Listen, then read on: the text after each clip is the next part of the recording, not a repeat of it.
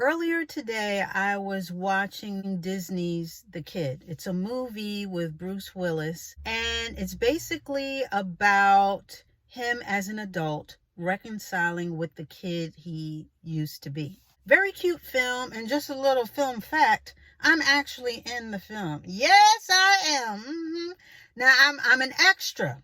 Okay, I'm an extra, and I'm not even going to tell you what scene I'm in. Well, maybe I'll give y'all a little hint. I'm in the wedding scene, okay? So if y'all do end up watching this film afterwards at some point, y'all let me know if you see me. But I digress. You guys know that, well, some of you guys know, in my last video, it was like the second part to things that I've noticed as I've gotten older. Well, after watching the film, I said, you know what? If I were to meet my younger self, what would I say? What would be the conversation? What would I tell my younger self? At first, I was thinking, well, honey, you need to avoid this person and this and that and stay away from blah, blah, blah, and so forth and so on. But I started to think, I said, you know what? You met these people for a reason, and they helped to make you who you are right now.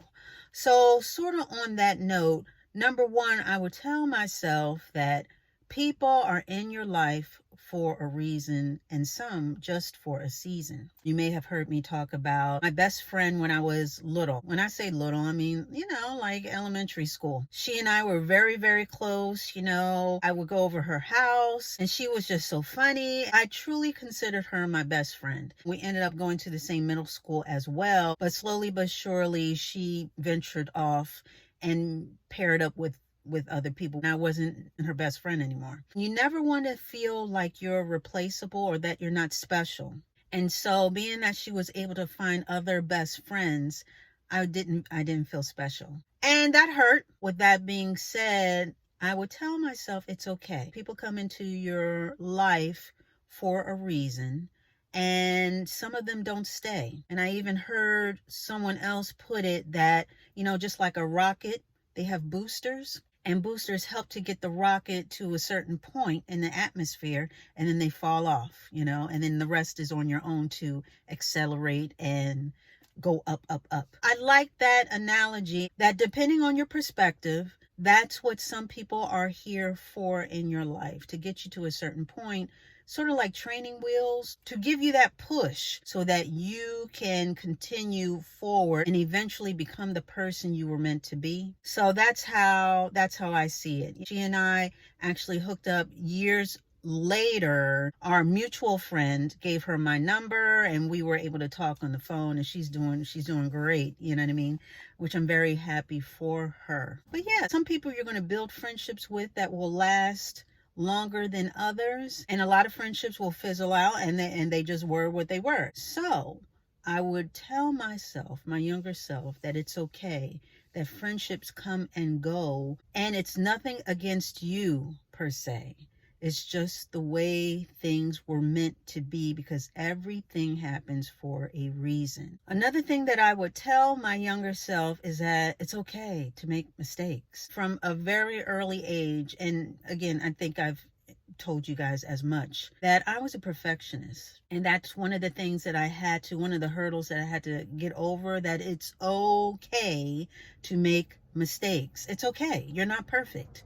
And it's okay not to be perfect, because you were not built that way. If you were perfect, how would you learn? And like I even said in a prior video, there's a burden to perfection, or the perception of perfection. Because if you know it all, people will expect you to know it all. You know what I mean? It's hard to keep up because nobody's perfect. There are going to be days where you don't look the greatest. There are going to be things that you're not going to know. Not only is that an unrealistic expectation that you put on yourself, but also it can hinder your growth as far as being open to learn and be better. It's just an unnecessary, unneeded burden. And as a kid, it wasn't necessarily that I was trying to be perfect, but I didn't like making mistakes. I would replay my mistakes in my head, and why couldn't I get this right? And why wasn't this an A? And this and that. Now, as I got older, like in high school, I was a little bit more lenient. I really was. But if I could have relieved the pressure on my younger self, if I could have gotten myself off the hook a lot earlier, I would have told my younger self before I got to high school that it's okay to make a mistake. You do not have to be perfect. Straight A's is cool, but a B is not going to kill you. It's okay if you didn't say that perfectly or if you didn't perform that perfectly. But again, things happen for a reason. And that mistake had you to learn something. And there is value in that. Overall, my childhood experience, I would say, was pretty good early on. And then things got a little shaky and my parents got divorced, which I was okay with. But with that change came a lot of other changes. You know, there was a lot of hurt. There was a lot of disappointment as far as the adults were concerned. And therefore, it sort of trickled down to us kids. You know, it was just me and my sister, or my sister and me. So with that being said, I would tell my younger self in the midst of all of this that they're doing the best they can with what they know now. That's what I would tell myself, that my parents, they are trying to balance it all and they are trying to do what's best at this particular time. I've made mention of how, you know, that point in your life when you realize that your parents are, they're just human beings. They're not perfect and they are going to make mistakes. That moment when you take that cape, that invisible cape off of them, because a lot of us see our parents as superheroes, or, you know, they can do no wrong. They know everything. They're just, you know, they're always strong. You know, all these things and superlatives that we assign to our parents, when you realize that at the end of the day, you know, they're not always Superman. A lot of times they're just Clark Kent.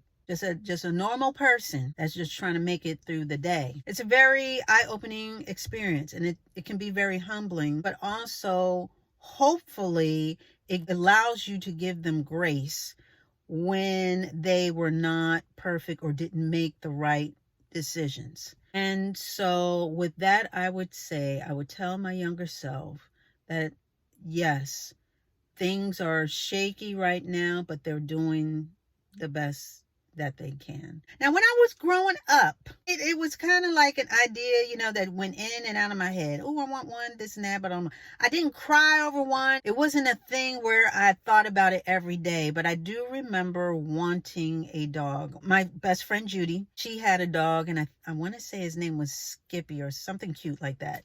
And I just always thought, oh, it'd be so nice to have a dog. Well, honey, let me tell you, my younger self, you will get that. In fact, not only will you get a dog, you're going to end up with two. So don't worry about it, okay? Don't worry about it. That dog is coming. The next thing I would tell myself is that just between me and me, you was right about that one person. Yes, you are going to be right about that one person because you're very good at reading people. So I need you to go with your instinct with the one person. Now, the other person that you're going to meet years later, you wasn't right about them. They blindsided you. I'm not going to tell you who they are because I still think that you need to learn from it.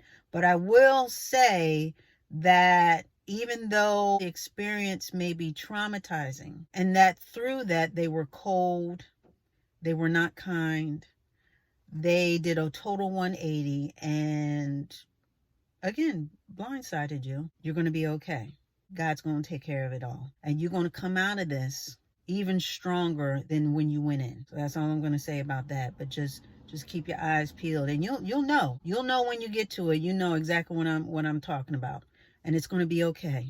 It's going to be okay. What I would also tell my little mini me is that, you know what? You are beautiful.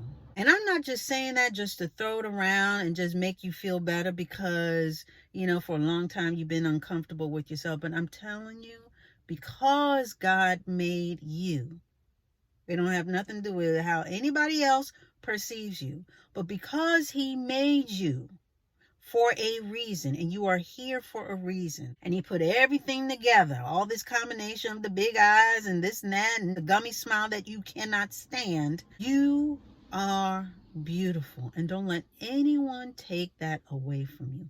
I don't care what they say. I don't care if they roll their eyes. I don't care if they laugh at you, which some of them they will. It's okay, but you are beautiful from the top of your head to the soles of your feet. You is smart. You is kind. and you are beautiful. And you better believe it. I need you to believe it now. Take it in early. Keep that in your back pocket. So whenever you're feeling not so great, you can pull that out and remind yourself that yes, you are beautiful. Believe it. I think you already know this, so I don't really need to tell you this, but I'm just going to give you a pat on the shoulder and let you know you did a good job. You did a good job so far as keeping yourself together mentally with everything that was thrown at you and just how life changes or can change. You did a great job, and you're going to do an even better job because this is going to prepare you. All of this is going to give you the mental fortitude, the emotional acuity to really navigate the things that are coming down the pike. God has given you the strength at a very young age, and I don't want you to dismiss it because of your age. This is you. Don't let nobody change you. This is you. And God gave you this gift for a reason. And that's all I'm going to say about it. The last thing that I would say to myself for right now is that no matter what, God's got your back. No matter as far as where you're living, what you're wearing, who said what to whom, who betrayed you, what it looks like, what it feels like, what it don't look like, what it don't feel like. I want you to know that you have gotten this far even at a young age because God has got his hands all over you. He knew you before you were knitted together in your mother's womb. Therefore, you are here for a reason, and he loves you. And in him loving you, you're going to learn some things. You're going to go through some things because that's what life's about. But through it all, he's got your back. He will never leave you nor forsake you. He will be there for you until the end. And he sees all and he knows all. So with that being said, I don't want you to worry about anything. Because I'm sitting here talking to you today as a living witness that God is going to bring you through. Okay? So if I were to sit myself down through some type of mystical event or be able to travel through time and go back through time and tell my little self, my little mini me, some things to help and encourage, those would be just some of the things that I would say. Just straight off the dome, those would be the notes that I would give to my younger self. Yep. And with that, we are going to put a button on it.